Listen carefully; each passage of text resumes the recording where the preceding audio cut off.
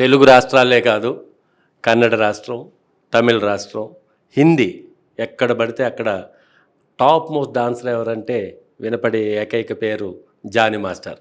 ఇతనికి ఎముకలు లేవు అనే కామెంట్స్ కూడా వినపడతాయి. ఎప్పుడూ ప్రెస్ అండ్ మీడియాకు దొరకని జానీ మాస్టర్ ఒక్క ఫోటో కోసం ట్రై చేసినా లేదు లేదు లేదు పరిగెట్టుకెళ్ళిపోయే మాస్టర్ ఈరోజు దొరికారు మనకి. ఈయన మీద చిన్న కాంట్రవర్సీ స్టార్ట్ అయింది. అది ఎందుకు అయింది, దేనికోసం అయ్యింది, అలా ఎందుకు ఇంతకుముందు ఆయన కూడా సతీష్ అనే వ్యక్తి ఇదే యూనియన్లో భాగస్వామ్యంగా ఉన్నాడు, మంచి ఫ్రెండ్షిప్గా కూడా వీళ్ళిద్దరూ ఉన్నట్టు నాకు తెలుసు. అలాంటిది ఎందుకు కాంట్రవర్సీ స్టార్ట్ అయిందో అడిగి తెలుసుకుందాం. చెప్పండి సార్. ఇది ఫస్ట్ వన్ సార్, ఇది యూనియన్ సమస్య సార్, వ్యక్తిగతంగా కాదు, ఏం కాదు. తర్వాత సతీష్ అతను సీనియర్ డాన్సర్ సార్, మనకు ఫ్రెండ్షిప్ కూడా ఏం లేదు, సీనియర్. ఎప్పటి నుంచో వచ్చి వర్క్ చేసుకుంటున్నారు సీనియర్. కాకపోతే అతనికి వాస్తవం చెప్పాలని అంటే నేను ఒకటి చూపిస్తాను, మర్చిపోయినాను మీకు, ఇప్పుడు చూపిస్తాను మీకు. బేసిక్గా డ్యాన్స్ అంతంత మాత్రం వేయడు, కష్టం. ఆ మాస్టర్ని ఈ మాస్టర్ని అడిగి లేదంటే కమిషన్లు ఇచ్చుకొని ఇంకేదో ఇచ్చుకొని మొత్తానికి ఆయన చేస్తాడు. మేము కూడా సరే సీనియర్ కదా అని చెప్పి వర్క్ ఇస్తాం అనమాట. సో అలా వర్క్ ఇచ్చుకుంటూ వస్తుంటారు, అందరి దగ్గర పని చేసుకుంటున్నాడు. అలానే యూనియన్లో ట్రెజరర్గా గెలిపించుకున్నారు, చేశాడు. ఇవన్నీ బాగానే ఉన్నాయి, ఇది చేస్తున్నాయి. అక్కడి నుంచి రాకేష్ మాస్టర్ గారు కార్డు తీసేసిన తర్వాత నుంచి టోటల్గా యూనియన్ సిస్టమ్ పోయింది. అంటే ఎవడు ఇష్టానుసారంగా చేసుకుంటున్నారు అనమాట. ఇది నా మనిషి, నువ్వు నీకు ఫేవర్గా ఉంటా, నువ్వు నా మనిషి, నేను నీకు ఫేవర్గా ఉంటా, నీకు కార్డు ఇవ్వను, నీ కార్డు ఇస్తా, రికమెండేషనా, ఈడెవడు ఫలానా మాస్టర్, నీకు కార్డు ఓకే, వాడు ఫుల్ టాలెంటెడ్ వాడు. సో ఇవన్నీ కూడా మొత్తం నాన్ సింగ్ అయిపోయి, అంటే టోటల్గా కరప్షన్ అయిపోయింది టోటల్గా దీంట్లో. అంటే ఇంతకుముందు ఉన్న లీడర్స్ కూడా అని చెప్పను, వాళ్ళకేంటంటే ఈ మాస్టర్స్ కావచ్చు, ఇంకా రికమెండేషన్స్ కావచ్చు, వీళ్ళందరూ ప్రెషర్ వల్ల వాళ్ళు, అంటే నెక్స్ట్ ఎలక్షన్స్ కూడా ఉండాలి కదా. సో ఆ ప్రెషర్ వల్ల ఎవరికి ఇష్టమైన వాళ్ళు చేసేసి దీన్ని కలవకొంత ఏదో చేసి మొత్తానికి కొలాప్స్ చేసి ఉన్నారు. ఈ టైంలో జానీ మాస్టర్ గారు ఉంటే బాగుంటుంది. జానీ మాస్టర్ అయితే 10 మందికి హెల్ప్ చేసే గుణం ఉంది, రూపాయి తినడు, ఆయన యూనియన్ నుంచి తీసుకోవాల్సిన అవసరం లేదు. సో 10 రూపాయలు పెడతారు కానీ 10 రూపాయలు తీసుకోడు అని చెప్పి కొంతమంది డాన్సర్స్ నా దగ్గరికి వచ్చి మాస్టర్ మీరు ఉండండి అని నన్ను అడిగారు. మాస్టర్లు కూడా నన్ను అడిగారు ఫస్ట్, ఏది మీరు ఉండండి మీరు చేయండి అని చెప్పి. అప్పుడు నేను బిజీ ఉన్నా, నాకు ఎందుకులేండి అనుకున్నా. దాని తర్వాత కొంతమంది డాన్సర్స్ వచ్చి లేదు మీరు కానీ రాకపోతే ఇప్పుడు ఉన్న స్థలం కూడా పోతుంది, అన్నీ పోతాయి, మాకు అసలు యూనియన్ ఎటుపోతుందో భయం వేస్తుంది, మీరు ఉండండి అని అంటే సరే ఓకే అని చెప్పి నేను పోటీ చేయడం జరిగింది, గెలిచా. గెలిచిన దగ్గర నుంచి మనకు అన్ని ఎలక్షన్ కోడ్స్ అవి ఉన్నాయి, కొన్ని హామీలు అన్నీ ఇచ్చాను అనమాట. ఏదైతే యూనియన్లో నేను శాలరీ తీసుకోను, 10% తీసుకోను, అవన్నీ నేను తీసుకోకుండా ఏదైతే మాట ఇచ్చానో ఆ మాట ఇచ్చినట్టుగా అన్నీ క్లియర్ చేసుకొని వచ్చా. ఇక మిగిలింది ఏంటంటే హెల్త్ ఇన్సూరెన్స్ అండ్ ల్యాండ్.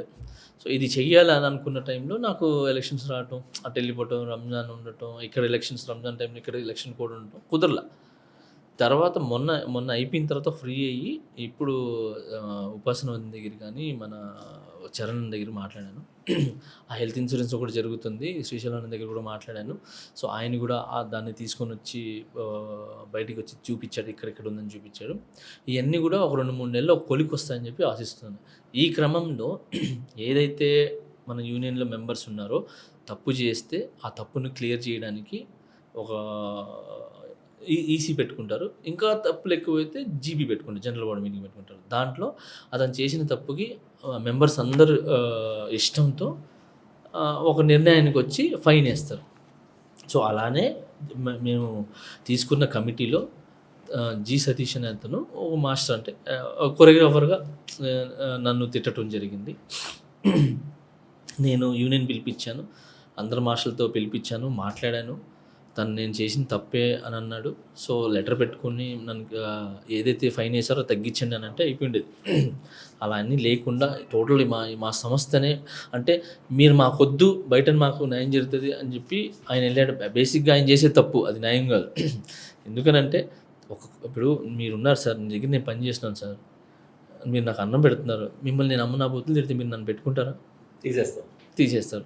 ఇప్పుడు యూనియన్‌లో అందరూ కూడా అదే చెప్పారు. ఏంటి అన్నం పెట్టే మాస్టర్‌ని తిట్టావు నువ్వు. యూనియన్ మన తల్లి అయిన సంస్థని తిట్టావు నువ్వు. సో, నువ్వు ఎందుకు ఉండాలని చెప్పి వాళ్ళందరూ అతన్ని ఫైన్ ఏయమన్నారు. ఫైన్ ఏసాం. సో, అది తను చేసిన తప్పుగా అర్థం చేసుకొని తను కట్టుకొని వెళ్ళిపోవాలి. గతంలో మేమందరం కట్టినోళ్ళమే. ఇది మేము తప్పు నేనైతే తప్పు చేయకపోయినా నాకు ₹1,00,000 ఫైన్ ఏస్తే రూల్స్ ఈజ్ రూల్ కట్టాలి అని చెప్పి కట్టేసుకొని వెళ్ళిపోయినా. మనకెందుకని చెప్పి. సో, అలానే ఇది కూడా పెట్టినప్పుడు ఆయన యూనియన్‌ని ధిక్కరించి బయటికెళ్ళి ఫైట్ చేస్తున్నాడు. బట్ అది రాంగ్ ఫైట్. సో, అది చేస్తూ ఒక వీడియోలో నా భార్యని, నా ఫ్యామిలీని తీయటం జరిగింది. ఈ ల్యాండ్ మ్యాటర్ మన యూనియన్‌కి సంబంధించిన అన్నీ కూడా బయట పెట్టడం జరిగింది.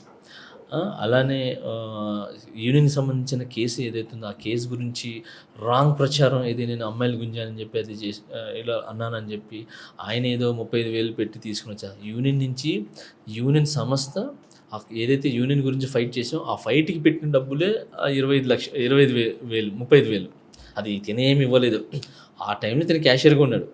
తర్వాత మా మిసెస్ నేను లోపల ఉన్నప్పుడు వచ్చి తను కళ్ళలో నీళ్ళు పెట్టుకుంటే ఏమైందనంటే తనేంటి మన యూనియన్‌లో ఉండి మన దగ్గర ఉండి అతను అధికారి ఉండి సతీష్ అందరూ కలిసి మాస్టర్లు అందరూ కలిసి నెలకి 5,000 ఇచ్చుకోండి ఫ్యామిలీకి ఇవ్వండి యూనియన్ తరపు నుంచి. నేను ఓకే బాగానే ఉన్నా. మిగతా మాస్టర్లు పాపం వాళ్ళు ఇబ్బందుల్లో ఉన్నారు. సో, యూనియన్ నుంచి ఒక 10,000 వేయండి వాళ్ళకి నెలకి వీళ్ళు వచ్చేంత వరకు అని చెప్పి చెప్తే ఆయన ఏమన్నారు, ఇప్పుడు దాకా ఈ 10,000తోనే బతికారా అని చెప్పి పాపం ఆయన చెప్పడం జరిగింది. మా మిస్సెస్ కానీ మిగతా వాళ్ళ వైఫ్లు కానీ బాధపడ్డారు. అదేంటి అది అని చెప్పి. సో, ఇలాంటివన్నీ తను చేసుకుంటూ వచ్చాడనమాట. అక్కడ ఫైట్ చేసింది యూనియన్ సంబంధించింది అంతే తప్ప సొంతంగా కాదు. అలాగా అమ్మాయిల గురించి ఆయన ఒకటి చెప్పారు. ఇంకోటి డాన్సుల దగ్గర ₹1000 కమిషన్ తీసుకుంటా అని చెప్పి అదొక ఆరోపణలు చేశారు. అలానే ఏ మాస్టరు మాట్లాడితే ఆ మాస్టరు ని సాంగ్ తీసుకుని వెళ్తారని చెప్పి అన్నారు. బేసిక్లీ జనరల్ బాడీ మీటింగ్లో మాస్టర్స్ అందరూ కూడా సీనియర్ మాస్టర్స్ ఖాళీగా ఉన్న మాస్టర్లకి పని దొరకట్లేదు కదా. ఒక డాన్సరు అసిస్టెంట్ కొరియోగ్రాఫర్గా ఎలా చేసుకుంటున్నారో అలానే ఒక కొరియోగ్రాఫరు పని లేనప్పుడు ఒక కొరియోగ్రాఫర్ దగ్గర అసిస్టెంట్ చేయొచ్చు కదా. డాన్సర్ అసిస్టెంట్గా ఉన్నప్పుడు అసిస్టెంట్ చేసినప్పుడు ఒక కొరియోగ్రాఫర్ అసిస్టెంట్ ఎందుకు చేయకూడదు అనేది ఒక రూల్ వాళ్ళు తీశారు. తీస్తే నేనేం చెప్పాను, ఒక కొరియోగ్రాఫర్ ఉండి ఇంకో కొరియోగ్రాఫర్ దగ్గర చేయటం ఏంటి, నాకు యాజ్ ఎ కొరియోగ్రాఫర్ నాకు అవమానం, నేను ఒప్పుకున్నాను అది అని అంటే, లేదు ఒక కొరియోగ్రాఫర్ ఉపాధి జరుగుతుంది కదా, వాడు బాగుపడతారు కదా అని అంటే, సరే ఒక పని చేయండి, అదేదో మీరు ఎన్ని సంవత్సరాలు 5-6 సంవత్సరాల నుంచి మీరు ట్రై చేస్తున్నారు, మీరు పైకి రాలేదు, మీకు దొరకలేదు బ్రేక్, కాబట్టి మీ ఇంట్లో ఫ్యామిలీలు ఇబ్బంది పెట్టి మొండికి ఎందుకుంటారు, డాన్సర్ కార్డు తీసుకోండి అని చెప్పాను. అలా కూడా వద్దు, మేము ఇక్కడే ఉంటాము, అన్నీ చేసుకుంటాము, మాకు ఏదో చేయండి అని అంటే, అప్పుడు నేను ఏం చేశాను, సరే మీరే చెప్పండి అంటే, అక్కడి నుంచి వచ్చిన సమాధానం ఏంటంటే, ఒక కొరియోగ్రాఫర్గా హెల్పింగ్ కొరియోగ్రాఫర్గా కొరియోగ్రాఫర్గా మీరు తీసుకుని వెళ్ళండి అన్నారు, ఎవరైతే ఖాళీగా ఉన్నారో. సరే ఓకే, దీన్ని నేను అంగీకరిస్తున్నానని చెప్పి ఫస్ట్ వాళ్ళు అడిగిన దాన్ని ఫస్ట్ ఆచరించింది నేను. మన హిందీ సాంగ్ ఎవరైతే ఆ అబ్బాయి కొరియోగ్రాఫరు 6 నెలల నుంచో 10 మంత్స్ నుంచో మేబీ 2 సంవత్సరాలు ఖాళీగా ఉన్నారు. సరే వాళ్ళు ఉపాధి కలుగుతుందని చెప్పి అతను తీసుకుని వెళ్ళి హిందీ సాంగ్ చేయించాను. ఇక్కడ చాలామంది కొరియోగ్రాఫర్స్ నేను చేయించా. అది కూడా ఏంటి, యూనియన్కి డబ్బులు రావు, యూనియన్కి రాదు డబ్బులు, అది మన మాస్టర్ పర్సనల్. అదే అంటే అసిస్టెంట్తో పాటు యూనియన్లకు డబ్బులు రావు. మాస్టర్ మాట్లాడి అతనికి మాస్టరే ఇప్పియాలి, అది కూడా మాకే ఇది ఇబ్బంది. సో అలాగా కూడా నేను ఒప్పుకొని మాస్టర్స్తో మన మేనేజర్స్తో వాళ్ళతో మాట్లాడితే, అయ్యో మాస్టర్ ఒక మాస్టర్కి పని దొరుకుతుంది కదా, తనకి ఎంత ఇవ్వాలని అంటే, లేదు సార్ యూనియన్ రూల్స్ ఏముంటుందో దాని ప్రకారంగా ఇచ్చి, ఒక కొరియోగ్రాఫర్ కదా ఇక్కడ ₹10 ఉంటే అక్కడ ₹15 ఇవ్వండి, అది కూడా ఆయన అకౌంట్లోనే వేసేసేయండి, మా ఎవరికి కూడా డైరెక్ట్ ఆయన అకౌంట్లో వెళ్ళిపోతాయి, మాకు సంబంధం లేదు. సో అలాగ నేను ఇప్పిస్తూ వాళ్ళకి వర్క్ చెప్పుకుంటూ వచ్చా ఈరోజు వరకు.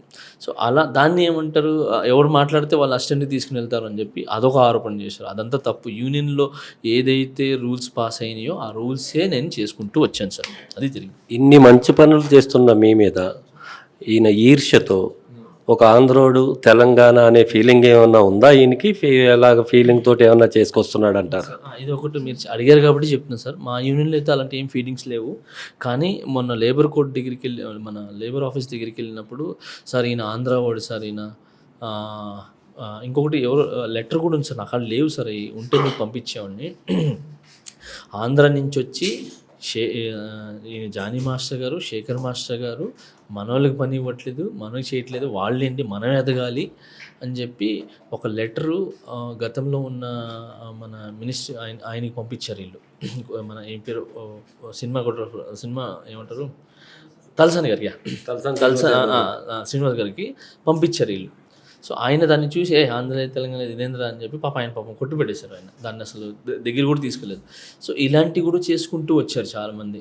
సో దాన్ని అన్నీ కూడా మేము ఏం చేసామనంటే మేమందరూ ఒకటే. నా దగ్గర ఉన్నారు, నా దగ్గర పనిచేసే వాళ్ళు అందరూ తెలంగాణ పిల్లలే, బాంబే పిల్లలు, అంటే అందరూ కలిసి ఉంటారు. మాకు అసలు అలాంటి ఫీలింగ్సే లేవు. కానీ ఆ రోజు లేబర్ కోర్టులో నాకు చెప్పటం వల్ల నాకు చాలా బాధ వేసింది. ఏది ఆంధ్ర సార్ మాకు ఇది ఉండదు. తర్వాత ఇంకోటి ఏమన్నాడంటే ఆయన, సార్ ఈయన దగ్గర పనిచేసిన అసిస్టెంట్లు వాళ్ళ జీవితాలు నాశనం అయిపోయినాయి, వేస్ట్ అయిపోయినాయి అన్నాడు అక్కడ లేబర్ దాంట్లో. నేను అప్పుడే అడిగా, సరే నా దగ్గర అసిస్టెంట్ చేసింది ఎవరు? యానీ మాస్టర్ అసిస్టెంట్ చేసింది. ఎలా ఉంది? సూపర్ చేసుకుంటుంది. జిత్తు మాస్టర్ నా దగ్గర చేశాడు, వాడు బాగున్నాడు, ఇప్పుడు కూడా ఎదుగుతున్నాడు. శిరీష్ మాస్టర్ అతను బాగున్నాడు, చేసుకుంటున్నాడు. ఫస్ట్ నా అసిస్టెంట్ భాను మాస్టర్. సో ఇప్పుడు భాను మాస్టర్ మంచి చేసుకుంటూ హ్యాపీగా ఉన్నాడు. ఇది కాకుండా రీసెంట్గా పుష్ప చేశారు, షష్ఠి మాస్టర్ గారు ఉన్నారు. సో ఆమె నా దగ్గర చేసుకొని వెళ్ళింది, బాగుంది. దాని తర్వాత ఇంకా మోయిన్ మాస్టర్ గారు ఉన్నారు, అతను బాగున్నారు.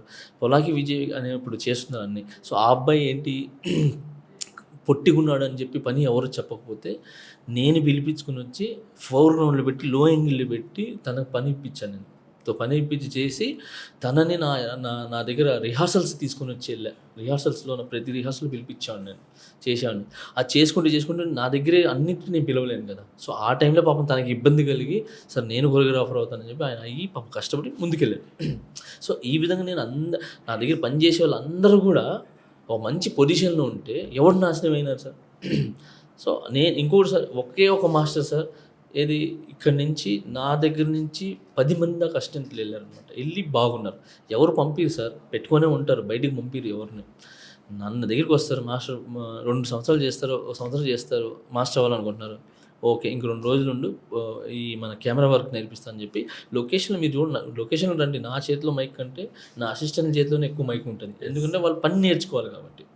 సో అలాగ నేను ఎదుక్కుంటూ వచ్చాను, వాళ్ళందరినీ తీసుకుని వచ్చాను.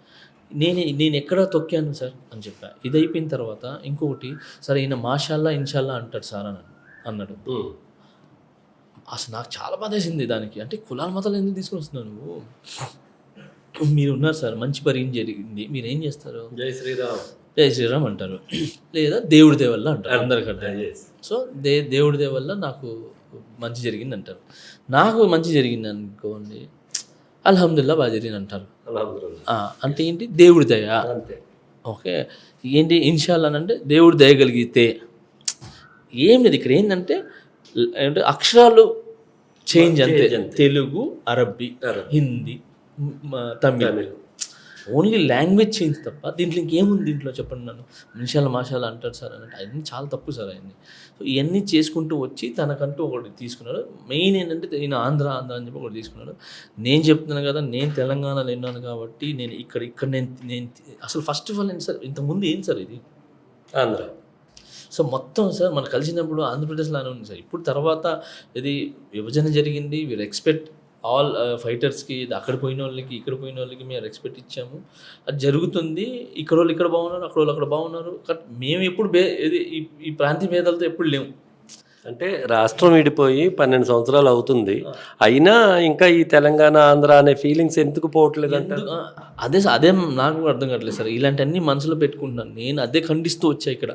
ఇది మనందరం ఒకటే. First of all we are Indians, మనం భారతీయులమి. ఇండియన్ ఫ్లాగ్లో 3 జెండాలు ఎలా ఉన్నాయి, 3 కలర్స్ ఎలా ఉన్నాయో అలా మనం కూడా. ఓకే, ఆ చక్రం ఎలా ఉందో ఆ చక్రం అంతా మన కుల మతాలకు అతీతం, అది ఏమీ లేదు. ఓకే, ఇవన్నీ నేను చెప్పుకుంటూ ముందుకు తీసుకుని వెళ్తున్నా సార్. ఎందుకు సార్ నేను చెప్పేంత వరకు తెలియదు నేను ముస్లిం అని ఎవరికి. సో ఈ ఇండస్ట్రీలో ఎలా ఉన్నానంటే నేను అలా లేను. అందరు కూడా నన్ను అలా చూడలేదు. ఎందుకంటే అది లేదు sir, that is different sir. నేను చెప్పేది ఏంటంటే సార్, ఒకటే, మన అమ్మ కడుపులో ఉన్నప్పుడు మనకు తెలుసా మన ఏ కులం ఏ మతం అనేది. మన పుట్టిన తర్వాత అమ్మో అక్కో చెల్లెలో తమ్ముడో బంధువులో ఎవడో ఒకటి చెప్పేదాకా తెలియదు మన ఈ కులం అని. మన కడుపులో ఉన్నప్పుడు తెలుసా మనం ఏ ప్రాంతంలో ఉన్నాం, తెలంగాణలో పుట్టామా, లేదంటే ఆంధ్రలో పుట్టామా, లేదంటే అమెరికాలో పుట్టామా, మనకేం తెలుసు సార్. పుట్టిన తర్వాత కొంచెం ఊహ వచ్చిన తర్వాత ఓ మనం ఇక్కడ ఉన్నామా అని తెలుస్తుంది సార్. సో అదంతా వేస్ట్ సార్. నేను ఈ మీడియా ద్వారా కూడా ఎప్పుడు నేను చెప్పేది ఏంటంటే వీఆర్ ఇండియన్స్, అందరూ కలిసిమెలిసి ఉండండి, 10 మంది ఉపయోగపడే పని చేయండి, 10 మంది బాగుండడానికి ట్రై చేయండి, 100% మనం బాగుంటాం.